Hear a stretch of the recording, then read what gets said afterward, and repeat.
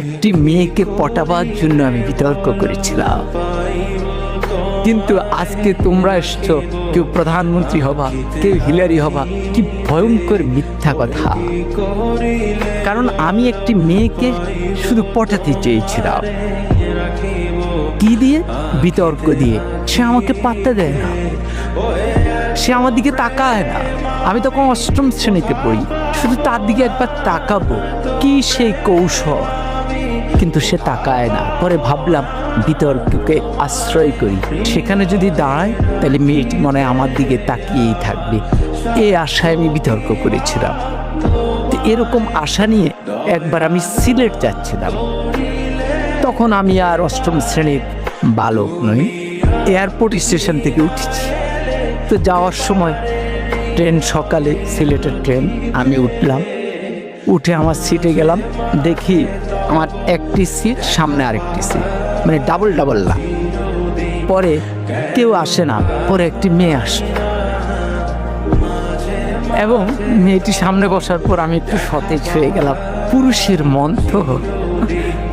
পরে মেয়েটি দেখলাম সাদা গাউন পরা, আমি বুঝলাম সে সিলেট মেডিকেল।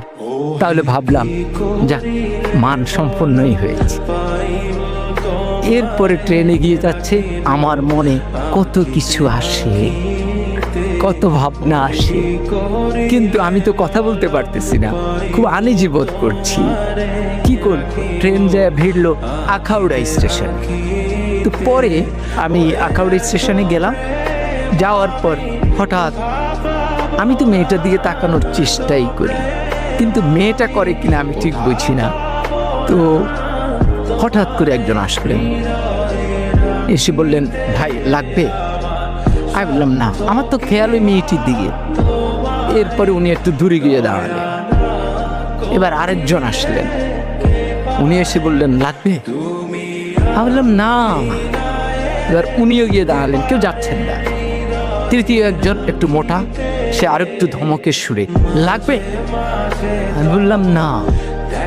এরপরে চতুর্থ জন আসলেন, উনি এসে বললেন, ভাই লাগবে তো? আমি বললাম না না। এখন এই যতবার লাগবে বলে মেয়েটি ততবার পলকে পলকে আমার দিকে তাকায়। এখন আমি ঠিক বুঝতেছি না কি লাগবে, কি বলে। পরে আমি একটু উত্তেজিত হয়ে চারজনকে ডাকলাম, কি সমস্যা, কি লাগবে? আপনারা চারজনই আমাকে ঘিরে দাঁড়িয়েছেন আমার জানালার সামনে। তখন বলবো তো বলেন। বলল, ভাই আমরা হিরোইন বিক্রি করি, আপনাকে দেখে মনে হয় দারুণভাবে আপনি হিরোইন ছিল। ফলে যেই মেয়েটির কাছে আমি এয়ারপোর্টের সামনে নায়ক হয়ে উঠলাম, আখাউড়ায় হয়ে গেলাম হিরোইন ছিল, বাকি সময় আমি আর তার দিকে ভুলও তাকাইনি। কিন্তু মেয়েটি ওই হিরোইন বলার পরে যে মুস্কি হাসি দিয়েছে, সে হাসিটি আজও আমি ভুলিনি।